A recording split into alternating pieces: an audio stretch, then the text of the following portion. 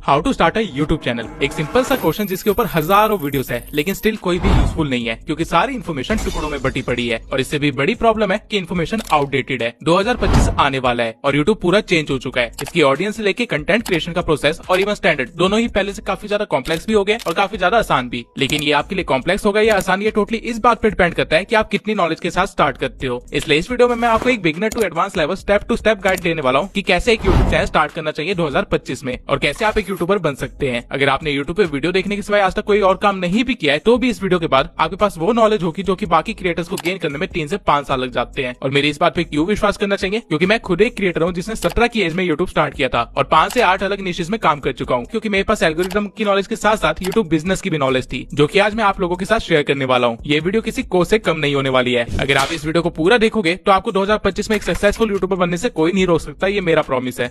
YouTube को छोड़ के 18 ऐसे और सोशल मीडिया प्लेटफॉर्म्स है जो कि पे करते हैं, लेकिन हम YouTube पे ही क्यों काम करें और सिर्फ YouTube का ही इतना बोलबाला क्यों है। YouTube पे आप एक बार कोई वीडियो बना के डाल दो तो उसके पैसे आपको तब तक आते रहेंगे जब तक आप जिंदा है। बाकी सारे सोशल मीडिया प्लेटफॉर्म्स एक कंटेंट की फीड है जहाँ चीजें आ रही है और जा रही है, लेकिन YouTube एक कंटेंट लाइब्रेरी है जहाँ पे चीजें स्टोर हो रही है। तो एक मेन रीजन YouTube को चूज करने का यही है कि यहाँ पे स्टेबिलिटी बहुत ज्यादा है। इस प्लेटफॉर्म को आप एक लाइफ टाइम करियर की तरह भी परस्यू कर सकते हो। इसके अलावा YouTube 2005 से चल रहा है और अभी तक 122 मिलियन लोग इसे रोज चलाते हैं और इस पे कंटेंट देखते हैं। यहाँ पे पैसा लाइफ टाइम है, स्टेबिलिटी भी है और फ्यूचर सिक्योरिटी भी है और क्रिएटिव फ्रीडम तो भर भर के है। और ये इनफ है आपके लिए इस प्लेटफॉर्म को सीरियसली लेने के लिए, क्योंकि आजकल ये चारों चीजें तो किसी जॉब में भी नहीं मिलती। इसके सिवाय यूट्यूब से जो फेम मिलता है और जो पैसे मिलते हैं वो आपकी जिंदगी बदलने का पोटेंशियल रखते हैं। और इसका प्रूफ मुझे दिखाने की जरूरत नहीं है, आप लोग ये वीडियो देख रहे हो तो आपको ऑब्वियसली ये चीज पता होगा। समझ लेते हैं कि यूट्यूब पैसे कैसे देता है और क्यों देता है। 90% ऑडियंस तो मेरे से यही चीज पूछती रहती है, इसलिए इस चीज को मैं एग्जाम्पल के साथ अच्छे से एक्सप्लेन करूंगा ताकि एक 10 साल का बच्चा भी समझ जाए।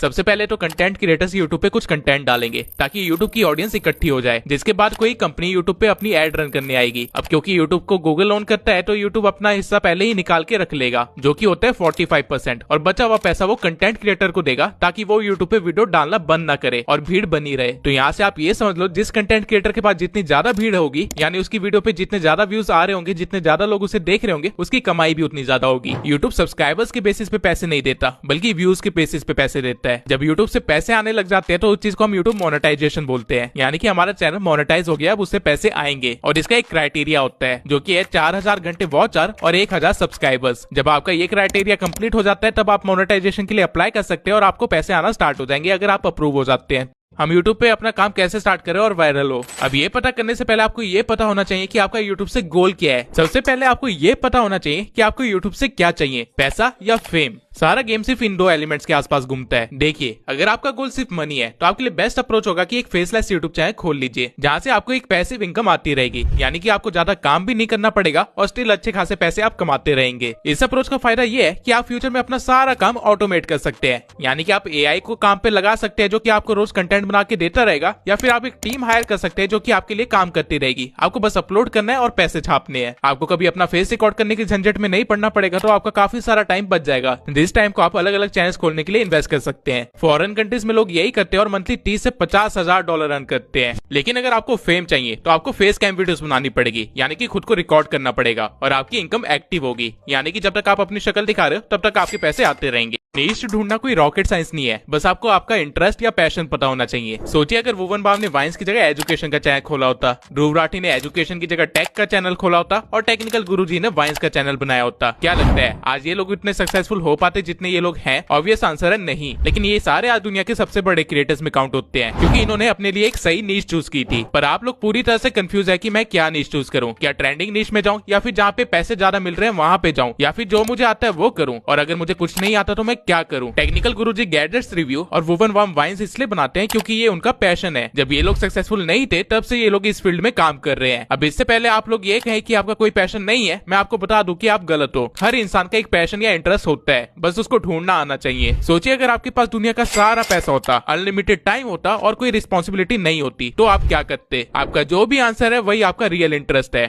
आज के टाइम पे हर चीज पे कंटेंट बनाया जा सकता है और उसे मोनेटाइज किया जा सकता है। आपका जो भी पैशन, इंटरेस्ट या हॉबी है उसकी एक लिस्ट बना लीजिए। अब आपके पास कई सारी चीजें होंगी जिनमें आपका इंटरेस्ट है या फिर जिसकी आपको थोड़ी सी भी नॉलेज है, लेकिन हम इन सारी चीजों के ऊपर अपना चैनल नहीं बना सकते। आपको ये पता करना है कि जो आपका इंटरेस्ट है उसके लिए कोई मार्केट अवेलेबल है या नहीं, और अगर नहीं है तो किस तरह से उसे क्रिएट किया जा सकता है। मान लीजिए आपका इंटरेस्ट मूवी देखने में है और आप अच्छे से जानते हैं कि आपके आसपास जितने लोग हैं उन सबसे ज्यादा मूवीज आप ही देखते हो, तो आपको मूवी मार्केट को थोड़ा सा एक्सप्लोर करना है। आपको देखना है कि मूवी से रिलेटेड किस किस चीजों की डिमांड है और कौन कौन सी चीजें ट्रेंडिंग पे चल रही है। फॉर एग्जाम्पल, मूवी से रिलेटेड समरीज, रिकमेंडेशंस, रिव्यूज और रिएक्शंस, इन सब चीजों की डिमांड है तो आप इनमें से कुछ भी अपने इंटरेस्ट के अकॉर्डिंग चूज कर सकते हैं और उसके ऊपर कंटेंट बना सकते हैं। लेकिन जिन चीजों की डिमांड नहीं है उनकी भी डिमांड बनाई जा सकती है। मान लीजिए आपके अंदर कमियां निकालने का टैलेंट है या फिर छोटी छोटी चीजें नोटिस करने का टैलेंट है और आपका इंटरेस्ट मूवीज में है, मूवीज ही आपका पैशन है, तो आप इस टैलेंट को कैसे यूज करेंगे? आप मूवीज के अंदर गलतियां निकाल के या मूवीज की डिटेल में कोई गलतियां निकाल के कंटेंट क्रिएट कर सकते हैं और लोग इसे भी देखेंगे। लेट्स अज्यूम आपने प्रीवियस सारे पॉइंट्स को फॉलो करके अपना एक कंक्लूजन निकाला कि आप हेल्थ एंड फिटनेस से रिलेटेड चैनल खोलेंगे जहाँ पे आप एक्सरसाइजेस बताएंगे। लेकिन आप सोचिए कि क्या ये काम आप अगले 5 साल तक कर सकते हैं? क्या 5 साल बाद भी आप अपनी ऑडियंस को कुछ यूनिक प्रोवाइड कर पाएंगे? बेसिकली हम 6 मसल्स को ट्रेन करते हैं। अगर आप 6 मसल्स की 10 अलग अलग एक्सरसाइजेस भी बताएंगे, वो भी 10 अलग अलग वीडियोस में, और मान लेते हैं कि आपने थोड़े बहुत चेंजेस करने के बाद इसको रिपीट भी कर लेते हैं, तो भी आप सिर्फ 120 ही वीडियोस बना पाएंगे, जो कि आप आराम से 1.5 साल के अंदर कवर कर लेंगे। फिर आप क्या करेंगे? क्योंकि दोबारा कंटेंट रिपीट करने के बाद तो चैनल डेड हो जाएगा, यानी कि व्यूज आना ही बंद हो जाएंगे। अब इस टाइम पे आपको अपने चैनल का नीश चेंज करके एक व्लॉग चैनल बनाना पड़ जाएगा। और ठीक इसी तरह जहां आपने चैनल स्टार्ट करने के टाइम सोचा था कि सिर्फ 1-2 घंटे एक्सरसाइज करके रिकॉर्ड करके वीडियो डाल दूंगा, अब आपको पूरा दिन कैमरे के सामने रहना पड़ेगा। और हो सकता है कि ये चीज आपको लंबे टाइम तक पसंद ना आए, क्योंकि हम सब में से हर कोई इतना ज्यादा सोशल नहीं है।